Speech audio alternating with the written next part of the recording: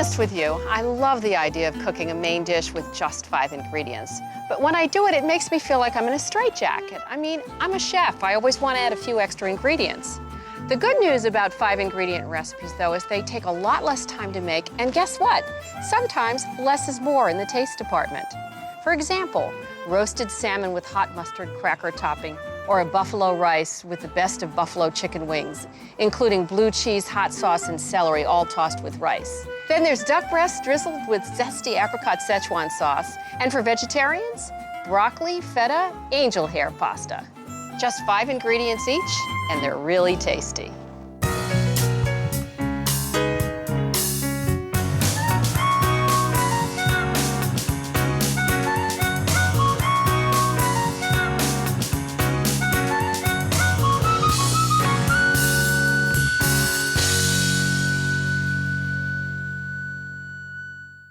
Funding provided by... At Subaru, we build vehicles like the versatile Subaru Outback with symmetrical all-wheel drive standard and plenty of cargo room. Because some of the most adventurous days fall in between the weekends. Subaru, a proud sponsor of Sara's Weeknight Meals. Acacia Vineyard is proud to sponsor Sara's Weeknight Meals. With our handcrafted Chardonnay and Pinot Noir wines, we enjoy sharing the Earth's bounty and the simple joy of bringing friends and family to the table. My mom, she's a magician. She turns water into soda, saving the planet from bottles. SodaStream, proud to support the magic of public television. King Arthur Flour, over 1,500 recipes online at kingarthurflour.com. Hi, I'm Sara Moulton. Welcome to Sara's Weeknight Meals. You know, the husband and I have taken to eating rice crackers as a way to keep us from gnawing on our hands until dinner. As a matter of fact, it was the husband's idea to use these crackers in this dish I'm just about to do. Roasted salmon with hot mustard cracker topping. Now, these crackers come in many different flavors, and for this particular recipe, I like the wasabi. One really cool thing to know about them is 16 crackers. 16, count them, 16 is only 110 calories. So I know that one whole row is about 16, so there's 16, 32, and a few more. There you go. I'm just gonna pack them up with this rolling pin. You could do it with your hands, you know. All right, so that's ingredient number 1. Let me get my salmon and my sour cream, and we'll make the glue. All right, so we have sour cream, about 1/3 of a cup here. And then we're gonna use English mustard. And what makes it different is it's hotter. You know, Chinese mustard is made from the same mustard seeds, which are a mix of the yellow and the brown. Yellow mustard seeds are what goes into ballpark. We need 1.5 teaspoons of this here. And you know how ballpark mustard is sort of bland? That's because they just used the yellow mustard. And then to balance all of that, we only just need a 1/2 teaspoon of brown sugar. Hot stuff and sugar do a happy dance.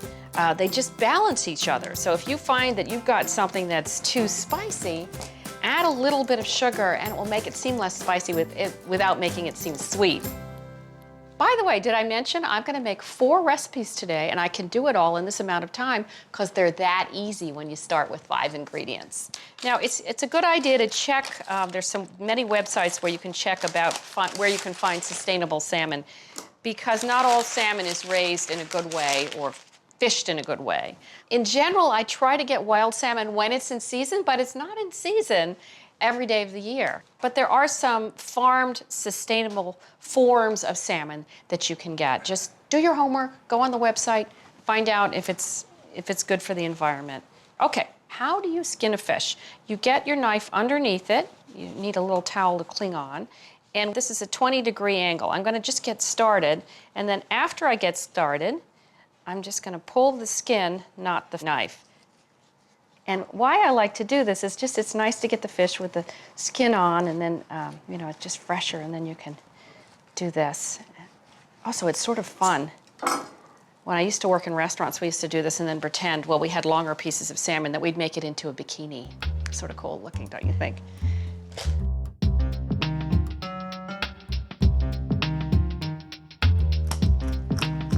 Sometimes I'll just put some beautiful olive oil and a squeeze of lemon on salmon and throw it into a 400-degree oven, which is how I'm gonna cook it today, and just roast it off that way without any topping. But the topping makes it seem special. I mean, to the point where I think you could even do this for a dinner party and people would be fooled. Be like, wow, what a brilliant idea, that's delicious.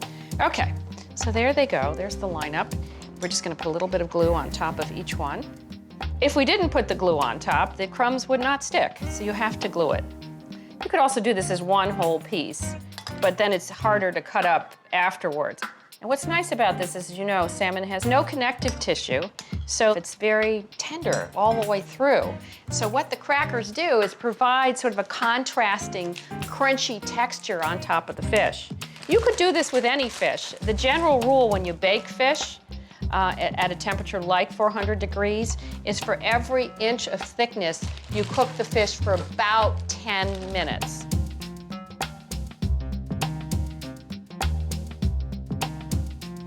Because it has no connective tissue and it doesn't have a lot of fat, it can dry out really quickly. All right, there's the gang going into the oven. And you see how easy that was? And I did absolutely everything from scratch, including skinning the fish. Okay, we're gonna check in about 10 minutes.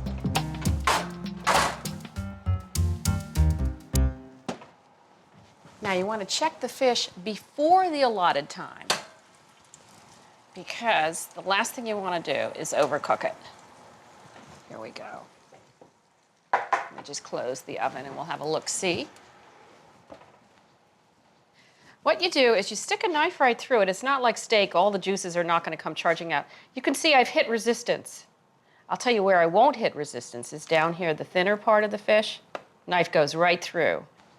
What happens is fish, like any protein, unless you cook it in the microwave, cooks from the outside in. If the knife doesn't go all the way through, it means it's still undercooked or even raw in the center, which is why we need to give it another 2 minutes. Okay, I'm just serving this with something real simple, because the whole point of doing a 5-ingredient meal is to keep it simple. And you won't be disappointed. A little bit of rice. Some sugar snap peas. We sprinkled a few sesame seeds on there. You can just dress it up.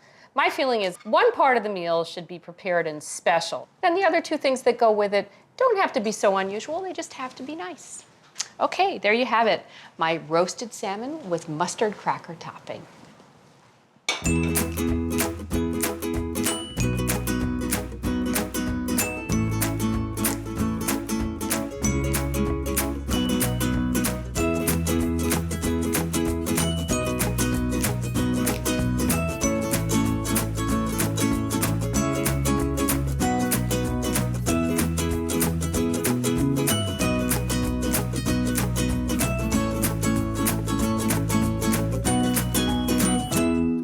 Buffalo chicken wings, who doesn't love them? It was my chef de cuisine, Jen Day at Gourmet, who came up with the basic idea for this recipe, taking all the elements of buffalo chicken wings and combining them with pasta. I took it even a little further left and decided to use rice. So let's get started with the rice part of this. Now, I'm rice impaired. I cannot cook rice. People have tried to show me the proper proportions and when you add it and how you add it and what it looks like, but it just has never worked for me. So I'm going to do what I used to do when I worked in this wonderful restaurant, the last restaurant I worked at before I started at Gourmet. I'm going to cook the rice like pasta. Plenty of boiling, well-salted water. We're doing about a cup of rice. This is long grain white rice. Takes 17 minutes. You could use brown rice. That takes about 45 minutes, and it's much healthier, but you need a little more time. This is a quick weeknight meal, but by all means, go that route if you want to. 1 cup of raw rice will yield 3 cups of cooked rice, and that's true whether it be white or brown. Very important to stir when you first put it in. Otherwise, just like pasta, if you've ever thrown pasta to the bottom of the pot and then walked away, and you come back however many minutes later, it's all become one at the bottom of the pan. Okay, so we're just gonna let this go. And let me grab my chicken and my celery. Actually, I'll be honest, in this recipe, I'm cheating. The celery is the 6th ingredient, but don't tell anybody. Okay, so here's our chicken, and what's fun about a pasta or a rice dish is you don't need to use as much protein as you would have if the protein was the main star. Here, it's really the ricey, creamy base of the dish. We all know one of the important ingredients in buffalo chicken wings is butter. We're using 3 tablespoons because there's supposed to be a fair amount. So we're just gonna heat that up. I've got a separate cutting board here for chicken. It's a good idea to do that. I'm gonna cut this into 1/4-inch cubes.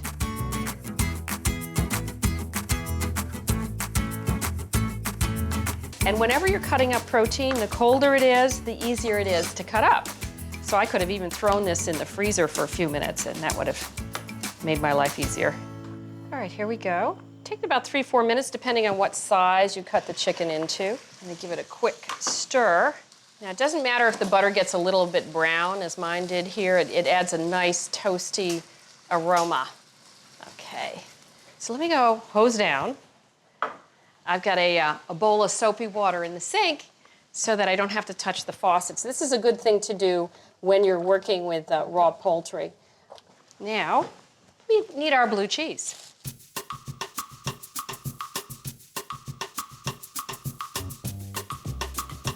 We need about a cup, which is 4 ounces. And this is what's gonna give it its creamy texture. So now I have to measure out 2 tablespoons of hot sauce. Now the story about buffalo chicken wings is really interesting. It happened at the Anchor Bar in Buffalo, New York. This woman was cooking up chicken wings and she'd sort of run out of ingredients. So she cooked them up and she threw some of her hot sauce on top of the chicken wings and then served it with blue cheese and celery. Now this was in 1964. Her name was Teresa Bellissimo. But at any rate, it continued and evolved to the point where when you usually have it, you know, it's the hot chicken wings with the blue cheese sauce and the celery on the side. My chicken is now cooked, so let me just add my blue cheese and hot sauce to start melting. We're gonna save a cup of the pasta cooking liquid. And you might think that's a little weird, but I will explain myself in just a minute. See, isn't this easy? You just cook it like pasta. It doesn't have to be completely dry, because we're gonna come and dump it right in here, right on top of our chicken and everything else that's in there. What Italians do when they make pastas, they'll often save some of the pasta cooking liquid, which is nothing more than starchy water. And they will often save some of that liquid and add it back to the sauce, because what this liquid does, you can see that it's quite starchy. It's got the starch from the rice in there. What it does is it helps to bind the sauce, in the case of a pasta dish, to the pasta. Here it's gonna bind the sauce to the rice, but also give us a sauce. As soon as it looks really creamy and I know it's heated through, we're good to go. Oh boy. See how creamy it gets. All righty. And then our beautiful celery garnish. If your family loves buffalo chicken wings as much as mine does, then they'll love this recipe, my buffalo chicken rice.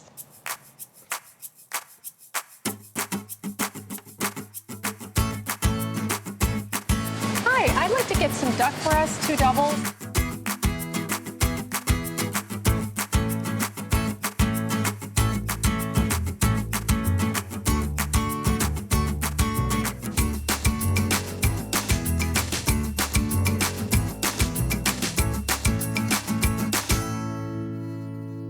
My first job out of cooking school was working at a restaurant in Cambridge, Massachusetts called the Harvest Restaurant. It's the only restaurant I worked at that's still standing today.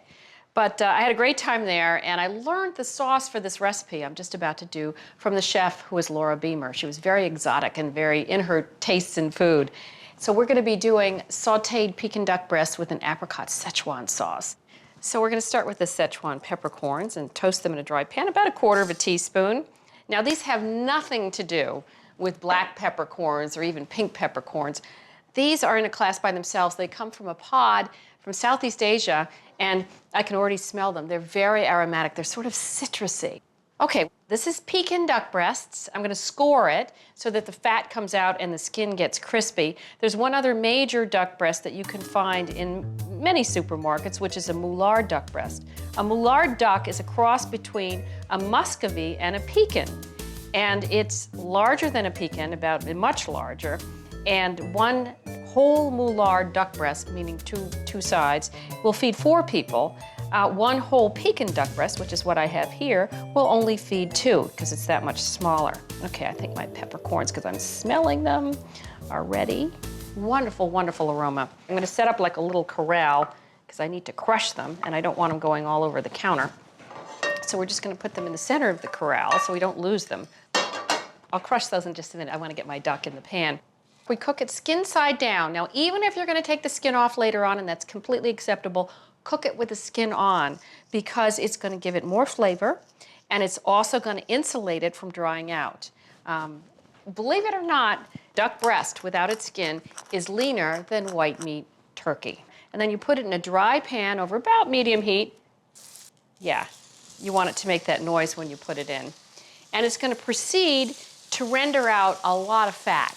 Duck fat is actually less saturated than regular animal protein. It's only about 33% saturated fat, whereas butter is 51%. Also, duck fat has some unsaturated fat in it as well, oleic acid, which is the same thing you find in olive oil, and well, we all know how good olive oil is for us. So I'm gonna crush these in here. By the way, the duck is gonna take about 10 to 12 minutes in the pan, skin side down. Let the duck fat come out and it will continue to render the skin and render more duck fat. All right, you see I just crushed those, and these are gonna go into my little pot here. Just a little bit, little dab will do you, a little goes a long way in terms of flavoring. And add my vinegar. We need 2 tablespoons of just white vinegar. You only have 3 ingredients in the sauce. You have vinegar, you have the toasted Szechuan peppercorns. And by the way, toasting is really key. I didn't mention that before. Very important. They don't really come alive until you toast them in a dry pan. The third ingredient, which we have down here, is apricot jam.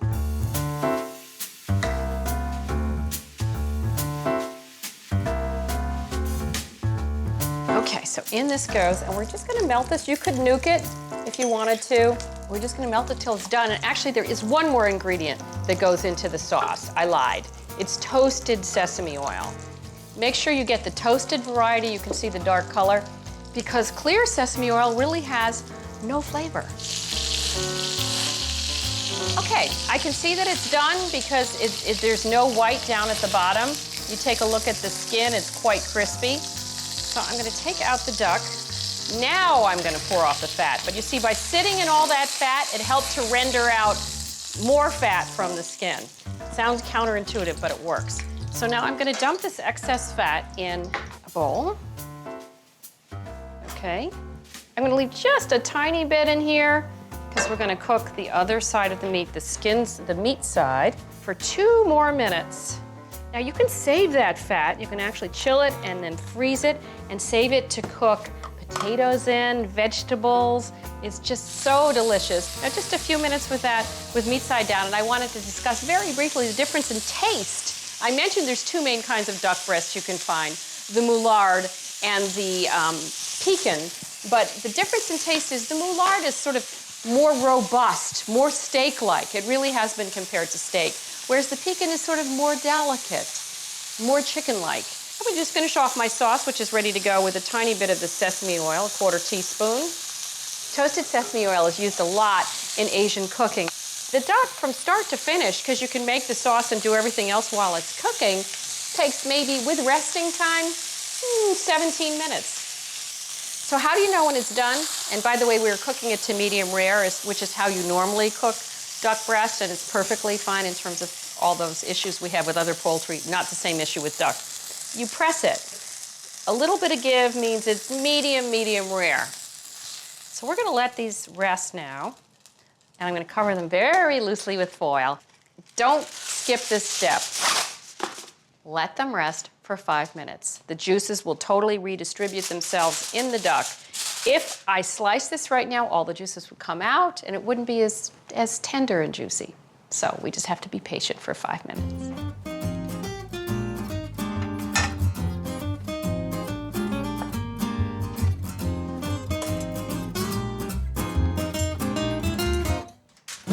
Now when I slice the duck, I like to slice it with the skin side down. It's easier to slice if the skin's on the bottom.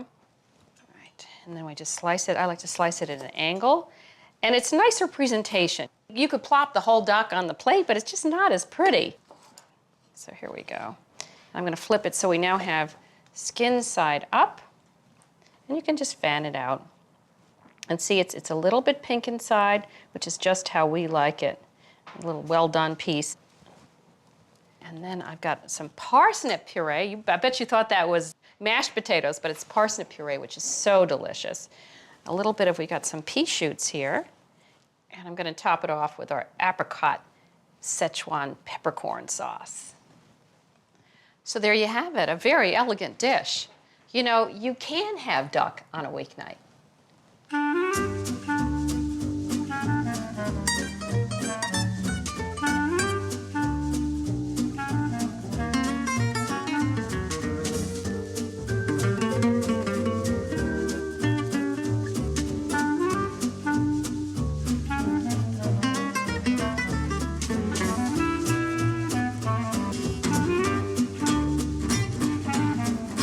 During my first pregnancy, all the advice books seemed to say that if I wanted to give birth to a super baby, I'd better eat broccoli 3 times a day.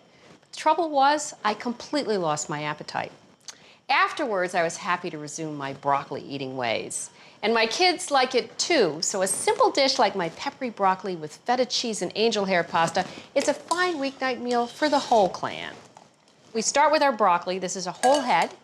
I've just blanched it, which means just not completely cooking it because we're going to reheat it again in a minute. It takes about 3 minutes in boiling salted water. It's good to cook green vegetables in plenty of boiling salted water. Now, double duty on this pot, and I already have my salt in there because you need salt for pasta. I'm going to add my pasta. And I'm using 12 ounces of angel hair pasta. A box is 16 ounces, so that's 3/4 of a box. And what's great about angel hair pasta is that it cooks in no time at all. Takes 2 to 3 minutes. But what that means now is I have got to work quickly.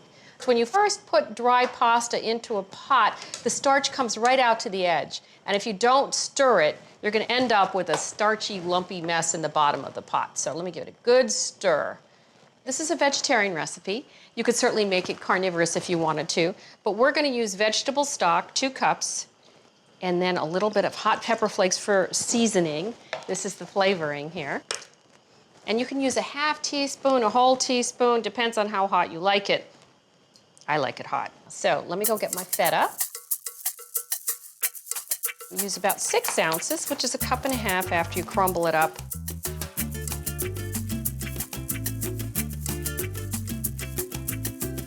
And what the feta is going to do in the sauce is make it creamy. Let me have another look here at my pasta. I want to undercook it even a little more than usual. You know how they always talk about al dente, and al dente means to the tooth, so that it's not quite cooked through, it's still got a little bit of bite. But what we're going to do here when we add it to the pot with the vegetable broth and the hot pepper flakes, just about there. What we're going to do is finish cooking the pasta in the liquid. When you do that with the pasta, it absorbs the liquid and absorbs the flavor and is so much more flavorful than if you finished cooking it completely and then just threw the sauce on top. Woo, facial time. Now, if you didn't have angel hair pasta and you had a little more time on a weeknight, you could use spaghetti. That would be fine. Any pasta that you wanted, really. Just don't tell the Italians. They might not approve with all that liquid in there. So in goes our pasta. We're going to finish cooking it, and our feta cheese, which will melt and cream up the sauce. You could add more, even a little more feta if you wanted to. By the way, feta is one of the leanest of cheeses. It's a good one to reach for when you're trying to, watch your fat. All right, when you can see that most of the feta is melted, you just put back in the broccoli, and this is a lot of broccoli, and that's what's so healthy about it. We just want to heat it all the way through, and you'll find that the pasta has absorbed the flavors that were in the quote-unquote sauce.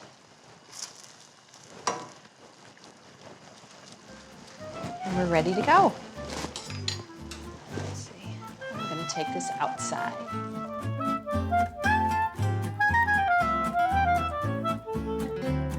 Give yourself a high five any night of the week with one of my 5-ingredient main courses. There's nothing better than making a satisfying dinner for your family with just a few key ingredients. I'm Sara Moulton. I'll see you next time for more Weeknight Meals.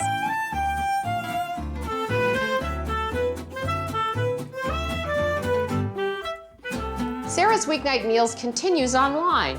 For recipes, helpful tips, messages, and lots more, visit us on the web at saramoulton.com/weeknightmeals. Funding provided by...